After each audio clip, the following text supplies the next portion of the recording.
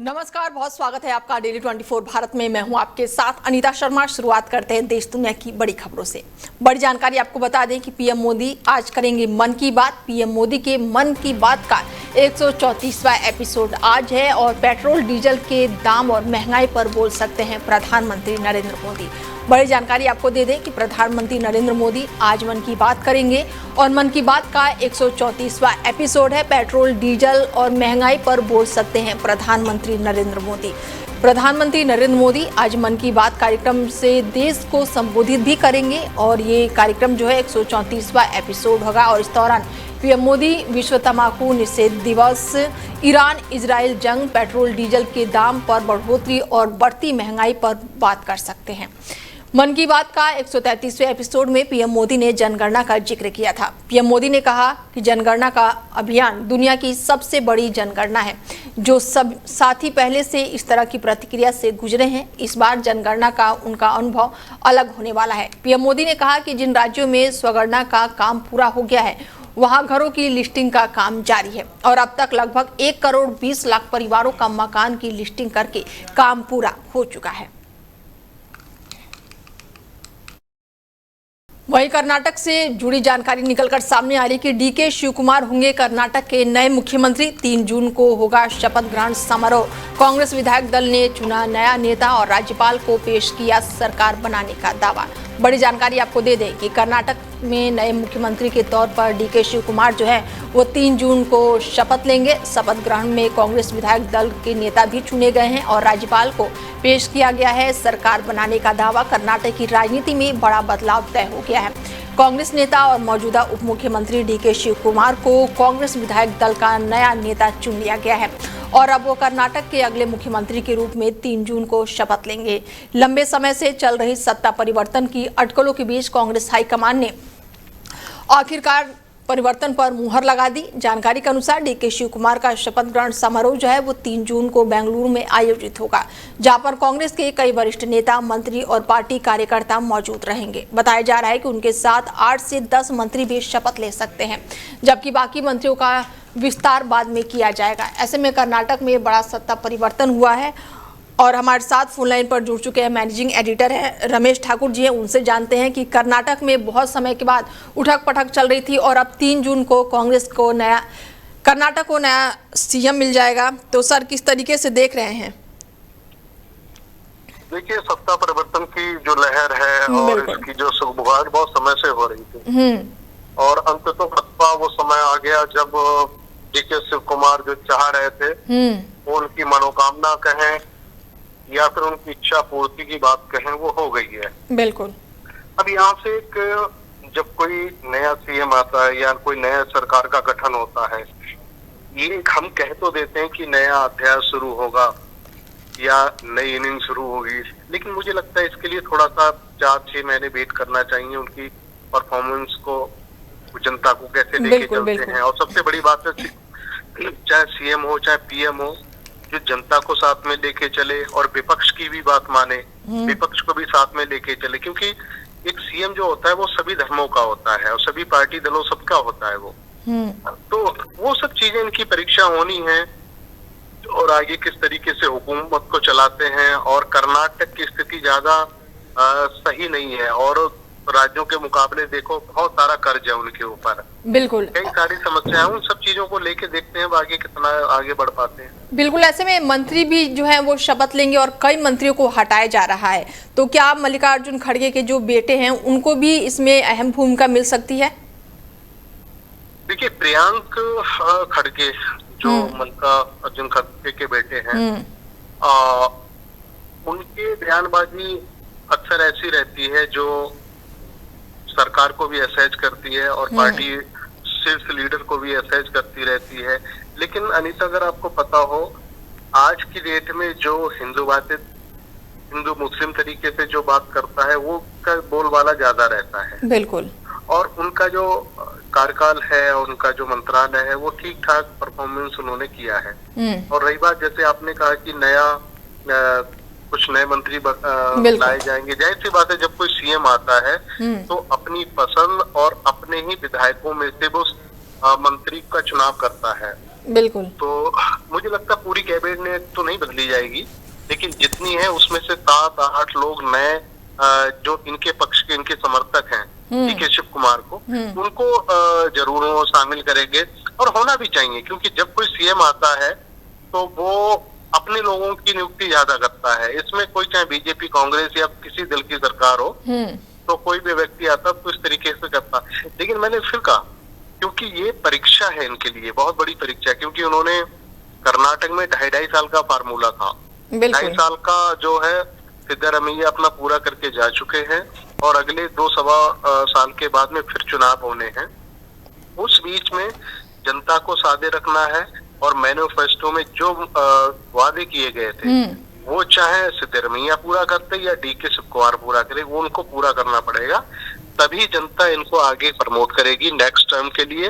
वरना तो सरकारों को बदलते हुए आज की समय जनता टाइम नहीं लगाती है। बिल्कुल। तो सर, क्या इस कैबिनेट में महिला चेहरे को भी जगह मिलेगी? नहीं, जैसे महिला आरक्षण का स्कोर पूरे भारत में इस समय है, तो उसकी रिक्ति को पूरा करने के लिए अब मजबूरी हो गया है किसी भी दल और किसी भी पार्टी के लिए। बिल्कुल। अगर कोई भी अगर अपनी कैबिनेट में किसी महिला को नहीं रखता है तो दूसरी पार्टी उनको आड़ू हाथे ले लेगी। बिल्कुल, कि लो, आप तो महिला विरोधी हो गए। जबकि प्रधानमंत्री मोदी जी ने भी महिला आरक्षण बिल को कितनी शिद्दत के साथ में लागू कराया, और इस बार फिर सरकार कांग्रेस की है वहां पे, डीके शिव कुमार की। अगर कांग्रेस ही नहीं किसी महिला को रखेगी तो भारतीय जनता पार्टी के कहने के लिए हो जाएगा ना कि देखो हम तो कह रहे थे। बिल्कुल, बिल्कुल। जब संसद में जब विधेयक आ रहा था, इन्होंने विरोध करा था, ये तो महिला विरोधी है, तो वही उसकी तस्वीर इन्होंने दिखा दी। जी। यानी कि सर, महिला जो है वो कैबिनेट में मंत्री 3 तारीख को शपथ ले सकती हैं, जगह मिलेगी महिला को? नहीं, होना चाहिए, होना ही चाहिए भाई। आप देखिएगा किसी भी रैली में, पॉलिटिकल की किसी भी रैली में, उसमें महिलाओं की आबादी आपको सबसे ज्यादा दिखाई। बिल्कुल, बिल्कुल। तो महिलाओं की भागीदारी क्यों नहीं होनी चाहिए? क्या महिलाएं किसी से कम है? प्रशासक के तौर पे दिल्ली में आप देखिए रेखा गुप्ता चला रही है। बिल्कुल, बिल्कुल। पश्चिम बंगाल में ममता बनर्जी ने कितने समय तक रूल करा है। उत्तर प्रदेश में मायावती ने कितने समय तक रूल करा है। राबड़ी देवी ने भी रूल करा। ये तो चलो अब बात हो गए, ये तो बड़े बड़े उदाहरण हो गए। लेकिन आज के समय में जो वुमेन्स हैं, जो पढ़ी लिखी हैं और हर क्षेत्रों में जा रही हैं, तो उनको अगर पॉलिटिक्स में भी अगर उनको मौका मिले, मैं तो हमेशा इस पक्षधर रहा हूं कि महिलाओं की भी भागीदारी राजनीतिक तौर पे और प्रशासनिक तौर पे सरकारों में और संगठनों में होनी चाहिए। ठीक है सर, जुड़ने के लिए बहुत शुक्रिया।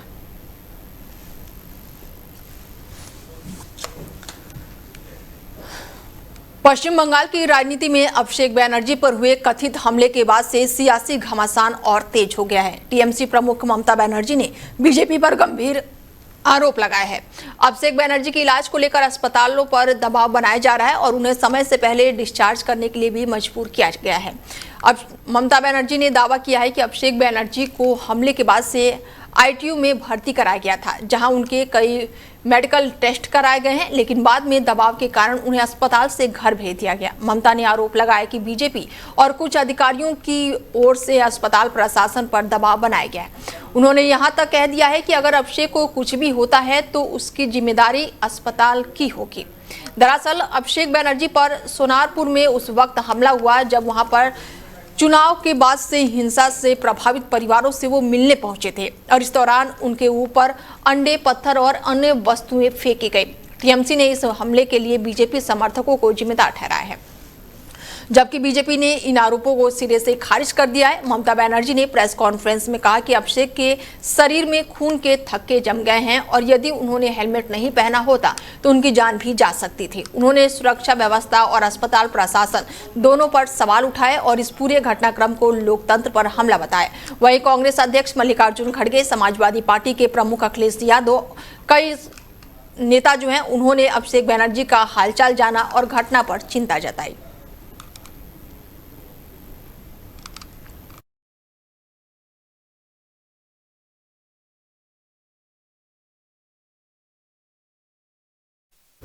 पंजाब के लुधियाना में बढ़ती महंगाई और बेरोजगारी के खिलाफ कांग्रेस ने अनोखे अंदाज में प्रदर्शन किया। कांग्रेस कार्यकर्ताओं ने शहर में घोड़ा रेड़ा मार्च निकालकर राज्य और केंद्र सरकार के खिलाफ विरोध जताया। इस दौरान कांग्रेस नेताओं ने और कार्यकर्ताओं ने हाथों में तख्तियां लेकर महंगाई, बेरोजगारी और आम लोगों की परेशानियों को लेकर सरकार को घेरा। प्रदर्शनकारियों का कहना था कि लगातार बढ़ती महंगाई ने आम आदमी की कमर तोड़ दी है, जबकि युवाओं को रोजगार नहीं मिल रहा है। कांग्रेस नेताओं ने आरोप लगाया कि पेट्रोल, डीजल, रसोई गैस और रोजमर्रा की जरूरतों की कीमतों में लगातार बढ़ोतरी हो रही है, जिससे मध्यम वर्ग और गरीब परिवार सबसे ज्यादा प्रभावित हो रहा है।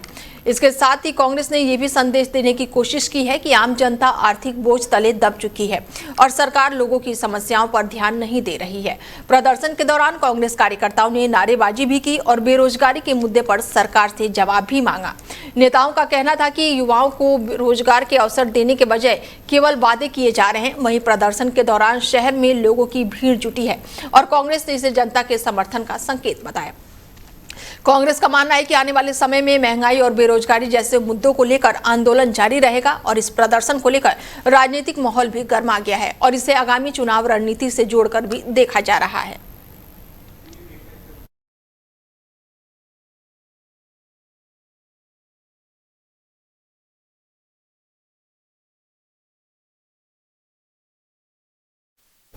वहीं अगर आपके घर में पाइपलाइन गैस यानी कि पीएनजी को लेकर अब बड़ी जानकारी निकलकर सामने आई है कि 1 जून से जेब जो है वो ढीली होगी या राहत मिलेगी। बड़ी जानकारी, कनेक्शन छोड़ने वालों को मिलेगी खास सुविधा। बड़ी जानकारी आपको दे दें कि 1 जून से रसोई गैस के नियमों में बड़ा बदलाव हो रहा है। बड़ी जानकारी दे दें कि 1 जून से जेब होगी ढीली या फिर राहत मिलेगी अगर आपके घर में पाइप वाली गैस यानी कि पीएनजी के साथ साथ रसोई गैस की सिलेंडर एलपीजी भी मौजूद हैं, तो जून यानी कि 1 जून से आपकी रसोई के समीकरण बदलने वाले हैं।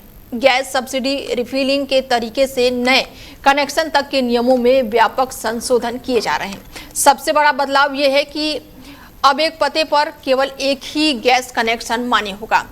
जिन घरों में पीएनजी की लाइन चालू है वहां पर वो अब चाहकर भी एलपीजी सिलेंडर बुक नहीं कर पाएंगे। इसके अलावा 2 सिलेंडर भरवाने की समय सीमा पर भी बदलाव किया गया है। सरकार का सीधा फोकस गैस की कालेबाजारी रोकना है।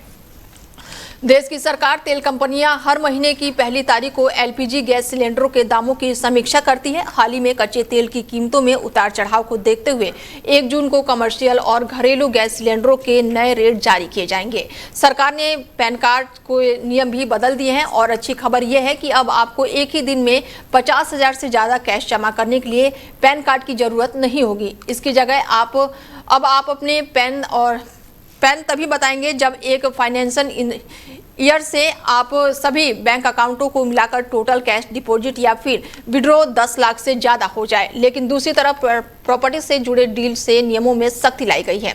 20 लाख से ज्यादा की प्रॉपर्टी के लेन देन के लिए आपको पैन की जरूरत होगी। पहले से ये सीमा 10 लाख थी और अब 45 लाख से ज्यादा हो गई है। तो वहीं पैन दिखाना भी सख्ती से अनिवार्य कर दिया गया है और इसके साथ ही अगर आप एक साल में 10 लाख से ज्यादा कैश निकालते हैं तो अब इसकी निगरानी की जाएगी और इसकी रिपोर्ट भी दी जाएगी।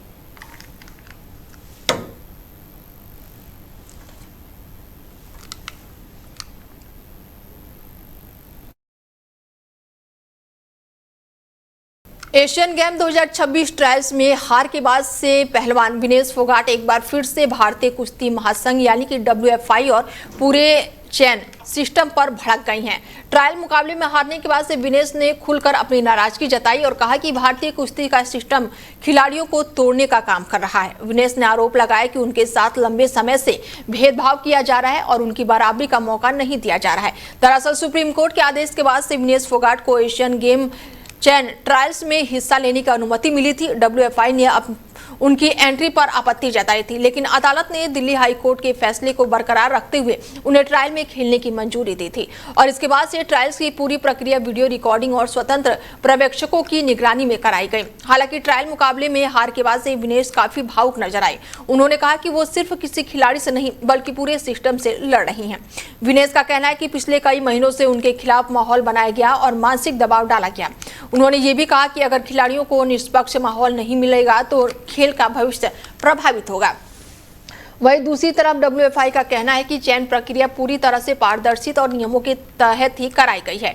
ट्रायल्स के नतीजों के बाद अब एशियन गेम के लिए भारतीय महिला कुश्ती टीम की तस्वीर लगभग साफ हो गई है, लेकिन विनेश फोगाट के बयान ने एक बार फिर से भारतीय कुश्ती की अंदरूनी राजनीति और विवादों को सुर्खियों में ला दिया है।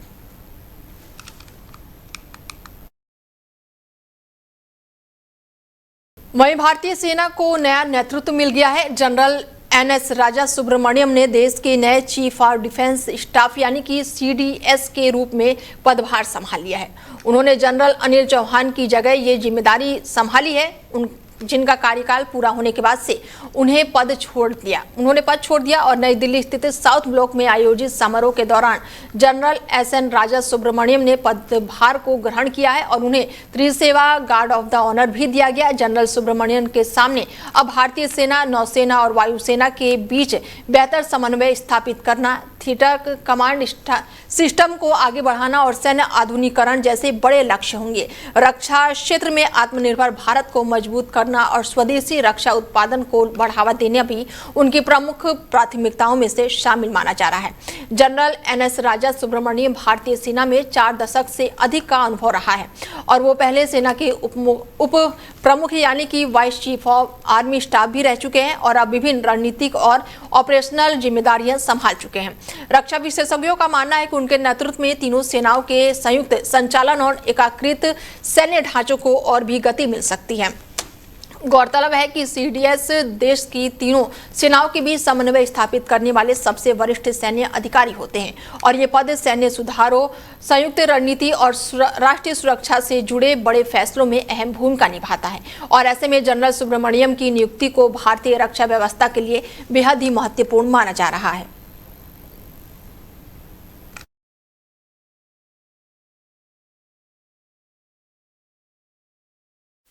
वहीं दिल्ली के मेहरौली इलाके में शनिवार शाम को बड़ा हादसा हो गया, जहां पर साकेत मेट्रो स्टेशन के पास स्थित एक 5 मंजिला इमारत अचानक से ही भरभरा कर गिर गई। हादसे के बाद से इलाके में अफरा तफरी मच गई और मलबे में कई लोगों के दबे होने की आशंका जताई गई। सूचना मिलते ही Delhi fire service, police, NDRF और अन्य बचाव एजेंसियों की टीम मौके पर पहुंची और युद्ध स्तर पर रेस्क्यू ऑपरेशन शुरू किया। अधिकारियों के मुताबिक अब तक 9 लोगों को सुरक्षित बाहर निकाला जा चुका है, जबकि कुछ अन्य लोगों के मलबे में फंसे होने की आशंका के चलते राहत और बचाव कार्य लगातार जारी है।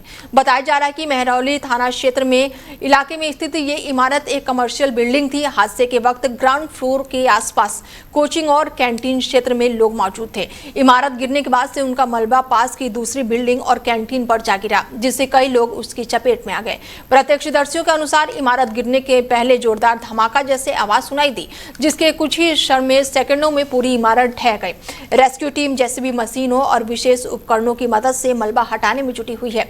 घनी आबादी और संकरी गलियों की वजह से राहत कार्य में चुनौतियां भी सामने आ रही हैं। प्रशासन ने आसपास के इलाकों को घेर कर लोगों को आवाजाही सीमित कर दी है। फिलहाल इमारत गिरने के कारणों की जांच शुरू कर दी गई है और अधिकारियों का कहना है कि जब तक पूरा मलबा हट नहीं जाता तब तक सर्च ऑपरेशन जारी रहेगा।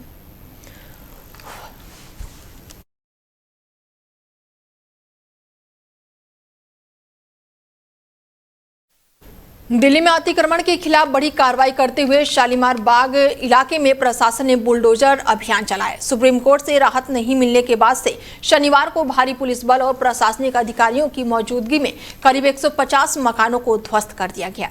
बताया जा रहा है कि ये कार्रवाई रेलवे भूमि पर बने कथित अवैध निर्माणों को हटाने के लिए की गई है। सुबह से ही इलाकों में बड़ी संख्या में पुलिसकर्मी मौजूद रहे और इसके बाद से बुलडोजर और अन्य मशीनों की मदद से अवैध निर्माण हटाने की प्रक्रिया शुरू की गई। कार्रवाई के दौरान कई परिवारों ने विरोध भी जताया और अपने घर बचाने की मांग भी की, लेकिन प्रशासन ने कोर्ट के आदेशों का हवाला देते हुए अभियान जारी रखा। जानकारी के मुताबिक प्रभावित लोगों ने सुप्रीम कोर्ट में राहत की मांग की थी, लेकिन अदालत से कोई भी अंतरिम राहत नहीं मिलने के बाद से प्रशासन ने ध्वस्तीकरण की कार्रवाई शुरू कर दी। स्थानीय लोगों का कहना है कि वो कई सालों से यहाँ रह रहे थे और अचानक से ही कार्रवाई से उन्हें सामना करना पड़ रहा है और कई बड़े संकट खड़े हो गए हैं। वहीं प्रशासन का दावा है कि संबंधित जमीन रेलवे की है और लंबे समय से अतिक्रमण हटाने की प्रक्रिया चल रही थी। अधिकारियों के मुताबिक लोगों को पहले ही नोटिस जारी किया गया था और वैकल्पिक व्यवस्था को लेकर भी आवश्यक दिशा निर्देश दिए गए थे। बुलडोजर कार्रवाई के दौरान पूरे इलाके में तनावपूर्ण माहौल बना रहा। हालांकि पुलिस ने सुरक्षा व्यवस्था कड़ी रखते हुए स्थिति को नियंत्रण में रखा।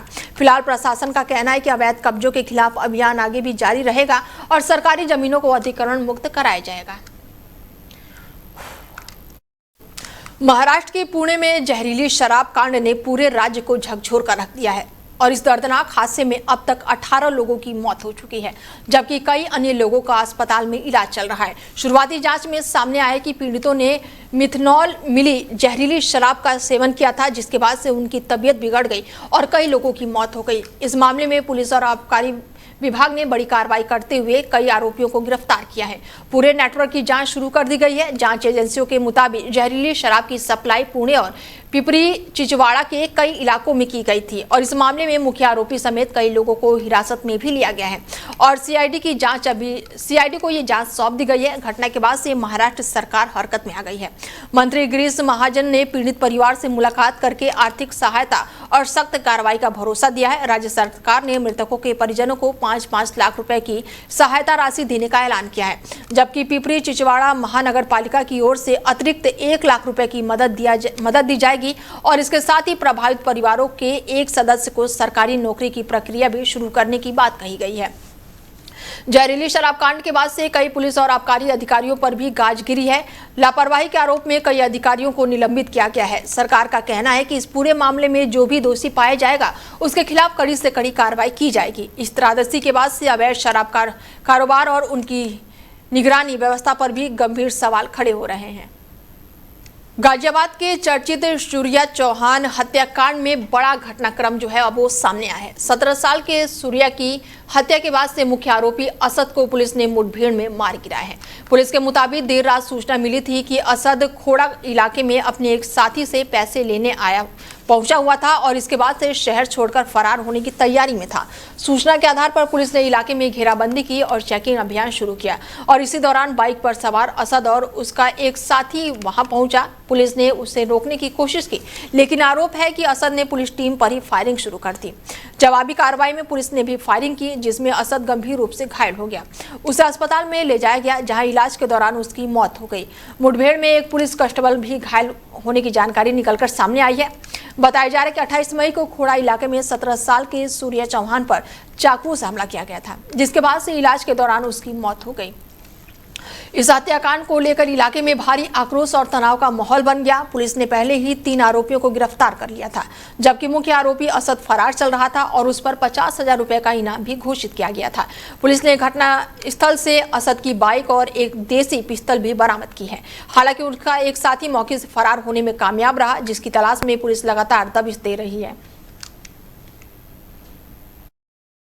थाना खोड़ा क्षेत्र के अंतर्गत 28 तारीख को एक दुखद घटना हुई थी, जिसमें असद नामक युवक के द्वारा सूर्या चौहान को चाकू मार दिया गया था और जिसमें इलाज के दौरान सूर्या चौहान का देहांत हो गया था।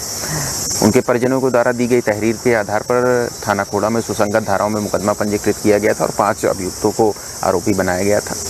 इसमें 3 अभियुक्तों की गिरफ्तारी तत्काल पुलिस के द्वारा कर ली गई थी और शेष अभियुक्त शेष थे, जिसमें से मुख्य आरोपी असद फरार था और उसके ऊपर पुलिस टीम के द्वारा 50,000 रुपये पुरस्कार की घोषणा भी की गई थी। आज पुलिस टीम को यह सूचना प्राप्त हुई थी कि असद अपने कुछ साथियों से मिलने थाना खोड़ा क्षेत्र में आने वाला है और उनसे पैसे लेकर के वो भागने की फिराक में था। पुलिस टीम के द्वारा तत्काल कार्रवाई करते हुए इस पूरे क्षेत्र में कॉम्बिंग की जा रही थी। एसीपी इंदिरापुरम और थाना खोड़ा और थाना इंदिरापुरम की पूरी टीम इस क्षेत्र में मुस्तैद थी। बैरियर लगा के चेकिंग की जा रही थी। इसी दौरान असद अपने एक साथी के साथ बाइक से आता हुआ दिखाई देता है। पुलिस टीम के द्वारा उसे रोकने का प्रयास किया जाता है, चेतावनी दी जाती है, लेकिन वो पुलिस टीम पर फायरिंग करता है और जवाबी फायरिंग में पुलिस टीम के द्वारा भी आत्मरक्षा फायरिंग की जाती है, जिसमें असद को गोली लगती है। असद को इलाज के लिए तत्काल नज़दीकी हॉस्पिटल में भर्ती कराया जाता है। इसमें एक्सचेंज ऑफ फायर में हमारा एक कांस्टेबल भी घायल होता है, जिसको अस्पताल में भर्ती कराया गया है। मौके का फ़ायदा उठा करके जो असद का दूसरा साथी है वो भागने में कामयाब होता है। असद ने जिस पिस्तौल से फायरिंग की थी उसको पुलिस द्वारा बरामद किया गया है और एक बाइक भी बरामद की गई है। संपूर्ण घटनाक्रम की विधिवत जांच करके अग्रिम विधिक कार्रवाई की जा रही है। वहीं दिल्ली पुलिस को संगठित अपराध के खिलाफ बड़ी सफलता मिली है। कुख्यात गैंगस्टर हिमांशु भाऊ गैंग से जुड़े बदमाश आशीष उर्फ डॉन को पुलिस ने मुठभेड़ के बाद से गिरफ्तार कर लिया है। जानकारी के अनुसार आउटर दिल्ली के बकरावा इलाके में शनिवार देर रात स्पेशल स्टाफ टीम की सूचना मिली थी और आशीष अपने गाँव आने वाला था और इसी सूचना के आधार पर पुलिस ने इलाके में घेराबंदी करके जाल बिछाया और जैसे ही संदिग्ध वहां पहुंचा पुलिस ने उसे आत्मसमर्पण करने के लिए कहा, लेकिन आरोप है कि उसने पुलिस टीम पर ही फायरिंग शुरू कर दी और इसके बाद से दोनों ओर से जवाबी फायरिंग हुई जिसमें पुलिस ने आरोपी को दबोच लिया। पुलिस के मुताबिक आशीष पर 8 से ज्यादा आपराधिक मामले दर्ज हैं और वो 4 मामलों में वांछित चल रहा था। जांच एजेंसियों का दावा है कि वो कुख्यात गैंगस्टर हिमांशु भाऊ के नेटवर्क के लिए काम कर रहा था और लंबे समय से पुलिस की नजर में था। गिरफ्तारी के दौरान उसके पास से अवैध हथियार बरामद किए गए। पुलिस ने उसके नेटवर्क गैंग के अन्य सदस्यों और हाल ही के आपराधिक मामलों में उसकी भूमिका की जांच कर रही है। हाल ही के महीनों में हिमांशु भाऊ गैंग के खिलाफ लगातार कार्रवाई की जा रही है और कई राज्यों में पुलिस इस गैंग के शूटरों से सहयोगियों पर शिकंजा कस रही है। आशीष के गिरफ्तारी से इस अभियान में बड़ी कामयाबी मानी जा रही है। फिलहाल आरोपी से पूछताछ जारी है और पुलिस अन्य साथियों की तलाश में जुटी हुई है।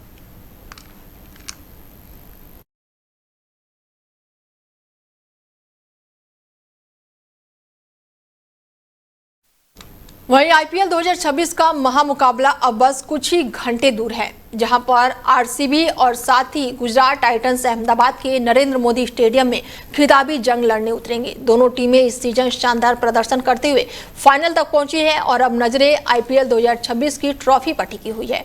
रजत पाटीदार की कप्तानी वाले आरसीबी लगातार दूसरी खिताब की तलाश में उतरेगी, जबकि शुभमन गिल की गुजरात टाइटंस दूसरी बार चैंपियन बनने का सपना लेकर मैदान में उतरेगी। आरसीबी ने क्वालीफाई 1 में गुजरात को 92 रनों से हराकर सीधे फाइनल में जगह बनाई, लेकिन गुजरात में क्वालीफाई 2 में राजस्थान रॉयल्स को हराकर जोरदार वापसी की और फाइनल की टिकट कटाया। दोनों टीमों के बीच अब तक 9 मुकाबले हुए हैं, जिसमें से आरसीबी ने 5 और गुजरात ने 4 मैच जीते हैं। ऐसे में फाइनल में कांटे की टक्कर देखने को मिल सकती है। नरेंद्र मोदी स्टेडियम की पिच बल्लेबाजों के लिए मददगार मानी जाती है और यहां हाई स्कोरिंग मुकाबले की उम्मीद है।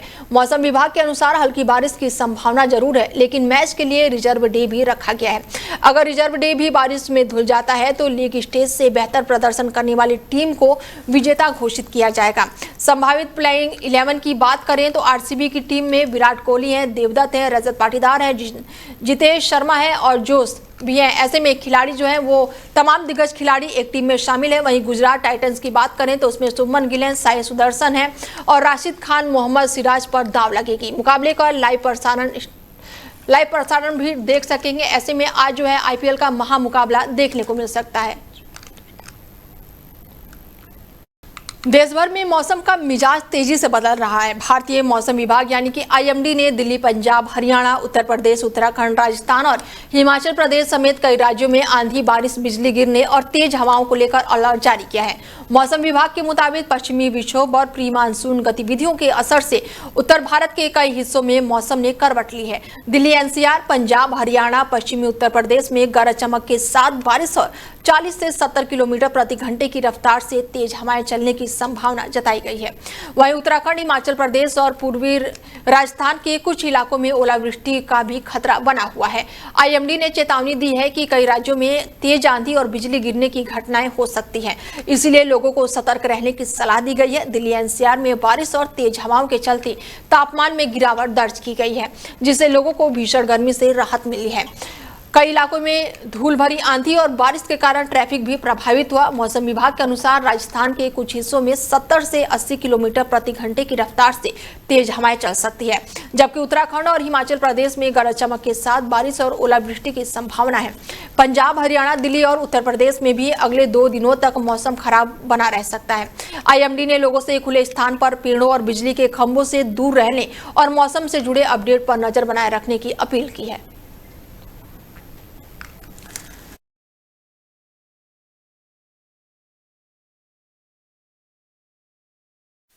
फिलहाल बुलेटिन में मेरे साथ इतना ही। दीजिए इजाजत, नमस्कार।